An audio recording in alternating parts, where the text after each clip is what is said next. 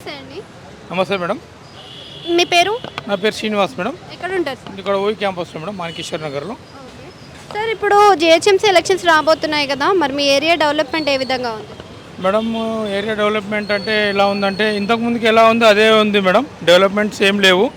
Actually ఇంతకుముందుకు గవర్నమెంట్లో development అంటే రోడ్లు కానీ వాటర్ లైన్స్ కానీ ఏమన్నా చేంజెస్ ఉంటుండే. ఇప్పుడు వచ్చిన గవర్నమెంటు ఎలా ఉందంటే ఇంతకుముందు డంపింగ్ యార్డు ఒక ఈసీఎల్ దాటినాక ఒక 20 కిలోమీటర్ల దూరంలో ఉంటుండే డంపింగ్ యార్డు. ఇప్పుడు గల్లీ గల్లీలో డంపింగ్ యార్డ్ అయిపోయింది మేడం. ఈ గవర్నమెంట్ ఈ జిహెచ్ఎంసీ ఎలక్షన్లో చేయాల్సింది అదే.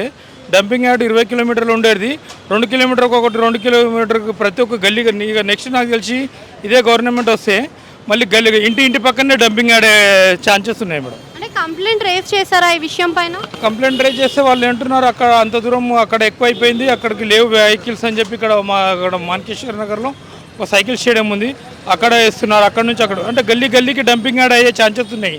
నెక్స్ట్ కార్పొరేట్ ఎలక్షన్లో ఇదే కంటిన్యూ అయితే, ఈ ప్రభుత్వం కంటిన్యూ అయితే. ఎమ్మెల్యే ఏమి దాని గురించి స్పందించట్లేదు అసలు? మీ ఎమ్మెల్యే ఇక్కడ ఎమ్మెల్యే ఎవరో అసలు అసలు తిరగడం లేదు, ఏం లేదు. ఈ కాంగ్రెస్ ఎమ్మెల్యేలు అసలు ఎక్కడున్నారో తెలియదు. అది మేడం. మరి ఈసారి ఏ పార్టీ వస్తుంది అంటారు జిహెచ్ఎంసీ ఎలక్షన్?